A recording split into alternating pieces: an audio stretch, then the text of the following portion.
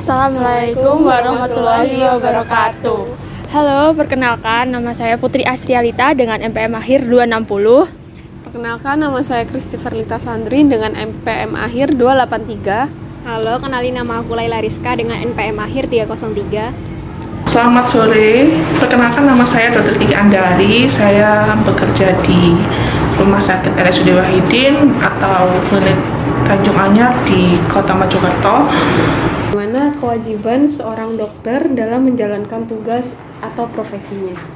Jadi kalau dokter itu ya yang dilakukan dokter itu pertama kali kalau pasien datang itu ditanya-tanya, ditanya keluhannya, di anamnesa, pemeriksaan fisik. Pemeriksaan fisik itu meliputi pemeriksaan tekanan darah, pemeriksaan suhu dan lain-lain. Terus pemeriksaan fisik, terus itu menegakkan diagnosa, itu baru diberikan terapi. Semua prosedur dokter itu dari anamnesa, pemeriksaan fisik, sampai diagnosa dan terapi itu ditulis di sebuah rekam medis, di mana rekam medis ini merupakan catatan untuk pasien dan sifatnya rahasia, tidak boleh dibocorkan ke siapapun walaupun keluarganya. Tiap profesi memiliki kode etik yang telah ditetapkan sebagai dasar untuk menjalankan tugasnya. Lalu bagaimana untuk kode etik ini dari seorang dokter? Kode etik itu banyak poinnya ya, dari kewajiban umum terhadap teman sejawat dan terhadap pasien. Kalau kewajiban umum ya kode etiknya tuh harus merahasiakan penyakit yang diderita pasien salah satunya. Terus menjunjung tinggi kehidupan dari awal kehamilan sampai manusia itu lahir. Jadi benar-benar ketika orang yang dalam notabene dia hamil 2 nikah, kita tidak punya wewenang untuk mengaborsi. Itu benar-benar fiktif sekali, itu tidak boleh, dilarang. Kita selalu menghargai kehidupan dari awal sejak dia pembuahan. Ditinjau dari substansinya, Kode Etik Kedokteran Indonesia memiliki substansi yang komprehensif untuk mewujudkan profesionalitas dokter. Seluruh substansinya bersifat kewajiban, tidak hanya kewajiban yang bersifat eksternal dalam hubungannya dokter dengan pihak atau orang lain, tetapi juga kewajiban yang bersifat internal, yaitu dalam hubungan dokter dengan dirinya sendiri. Artinya, Kode Etik Kedokteran Indonesia menekankan kewajiban dokter dalam berbagai dimensinya, baik internal maupun eksternal, untuk mewujudkan bangunan yang kokoh dalam bentuk profesionalitas dokter. Substansi Kode Etik Kedokteran Indonesia meliputi kewajiban umum yang ditulis dalam 13 pasal beserta penjelasannya, dimulai dari pasal pertama hingga pasal 13. Kewajiban dokter terhadap pasien ditulis dalam 4 pasal beserta penjelasannya, dimulai dari pasal 14 sampai dengan pasal 17. Kewajiban dokter terhadap teman sejawat ditulis dalam 2 pasal beserta penjelasannya, mulai dari pasal 18 sampai dengan 19. Dan kewajiban dokter terhadap diri sendiri ditulis dalam 2 pasal beserta penjelasannya, dimulai dari pasal 20 sampai dengan 21.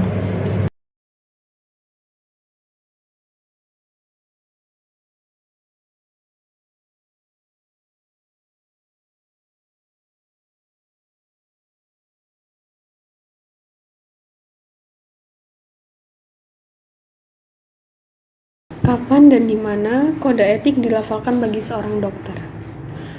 Jadi itu intinya gini, pendidikan dokter itu kan panjang ya. Yang pertama itu dia pendidikan kuliah selama 4 tahun, habis itu selama 2 tahun dia koas atau dokter muda, habis itu baru ujian UKM PPD, ujian nasional. Setelah ujian nasional itu lulus, baru dilakukan sumpah dokter atau wisuda gitu. Dari setelah sumpah dokter itu baru kita mengeksekusi atau mengaplikasikan lafaz sumpah dokter itu selama kita berpraktek di sehari-hari.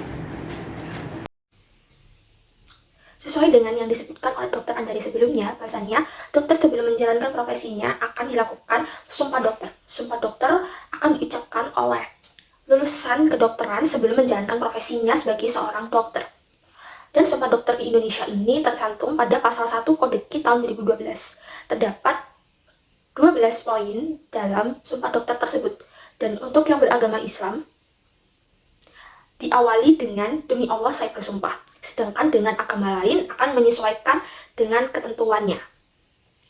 Adapun poin-poin yang ada dalam Sumpah Dokter tersebut, yaitu yang pertama, saya akan membangkitkan hidup saya guna peri kemanusiaan. Yang kedua, saya akan menjalankan tugas dengan cara yang terhormat, berasusila, sesuai dengan martabat pekerjaan saya sebagai dokter. Yang ketiga, saya akan memelihara dengan sekuat tenaga, martabat, dan tradisi luhur profesi kedokteran. Yang keempat, saya akan merahasiakan segala sesuatu yang saya ketahui karena keprofesian saya. Yang kelima, saya tidak akan menggunakan pengetahuan saya untuk sesuatu yang bertentangan dengan peri kemanusiaan, sekalipun diancam. Yang keenam, saya akan menghormati setiap hidup insan mulia saat pembuahan. Yang ketujuh, saya akan senantiasa mengutamakan kesehatan pasien dengan memperhatikan kepentingan masyarakat. Yang kedelapan, saya akan berikhtiar dengan sungguh-sungguh supaya tidak terpengaruh oleh pertimbangan keagamaan, kebangsaan, kesukuan, gender, politik, kedudukan sosial, dan jenis penyakit dalam menunaikan kewajiban terhadap pasien. Lalu yang kesembilan, saya akan memberikan kepada guru-guru saya penghormatan dan pernyataan terima kasih dengan layak. Lalu yang ke-10, saya akan memperlakukan teman sejawat saya seperti saudara kandung. Yang 11, saya akan menaati dan mengamalkan kode etik kedokteran Indonesia. Dan yang terakhir, saya ikrarkan sumpah ini sungguh-sungguh dan dengan mempertaruhkan kehormatan saya. Itu dia adalah sumpah dokter yang akan diucapkan oleh lulusan kedokteran. Seorang dokter yang melanggar kode etik, apakah terdapat konsekuensi yang akan diberikan seperti hukuman atau sebagainya? Hukuman sosial atau peringati, misalkan kita tidak sengaja melakukan malpraktik gitu, itu pasti, atau tidak sengaja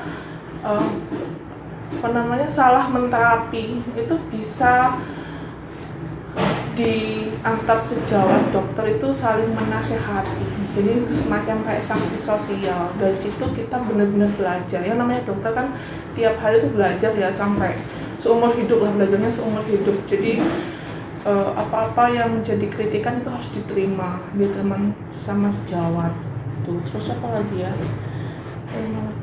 cuma itu aja, sanksi sosial. Atau enggak kalau misalkan dia punya klinik ya, kalau misalkan pasien itu kan cocok-cocokan ya sama dokter. Saya cocoknya sama dokter ini, saya nggak cocok sama dokter ini. Nah itu kan berarti harus dievaluasi kenapa nggak cocok, apakah dia salah diagnosa atau salah terapi, kan kita nggak tahu ya. Mungkin karena pengetahuan dokter, tiap dokter tuh berbeda-beda. Istilahnya kalau kita bilang tuh seni dokter gitu.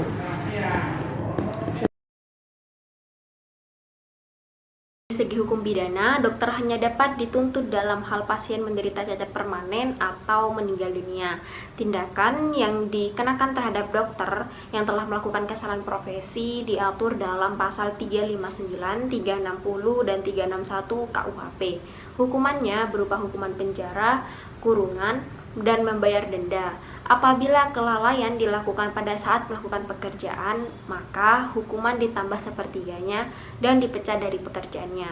Dan selanjutnya pada pasal 1365 KUHP, di mana dokter dapat dituntut untuk membayar ganti rugi dalam hal pasien menderita kerugian.